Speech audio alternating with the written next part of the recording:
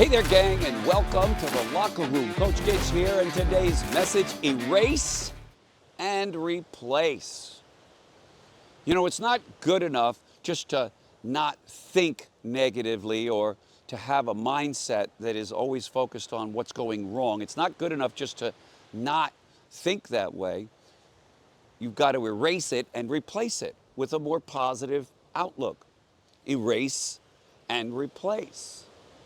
You know, I'm having a rough day. This is not good. But I'm going to go back to the drawing board and figure out what I can do better. Erase and replace.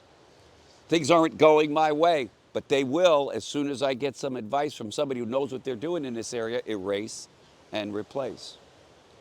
I'm not doing well in my leadership role. Let me read some management books, some leadership books, so I can get more skilled up. Erase and replace.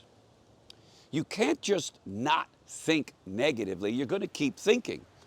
We think. That's what we are. We're humans. We're constantly thinking. And sometimes that thinking is stinking. You know what I'm talking about. Of course, you know what I'm talking about.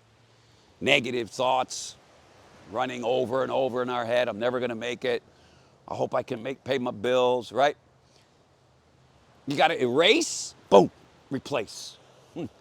Erase this year all those negative thoughts and replace them with positive ones. Well, Gig, sounds good. How do I do it? Start your day every single morning reading for positive inspiration, growth purposes, whether it's podcasts that you listen to, audibles, which I'm very big on. You all know that. The recent one that I got, We Become What We Think About by Vic Johnson. It was written by James Allen, the original one. Vic Johnson gave us a more modern day, Become What We Think About. So I'm constantly focused on producing good thoughts.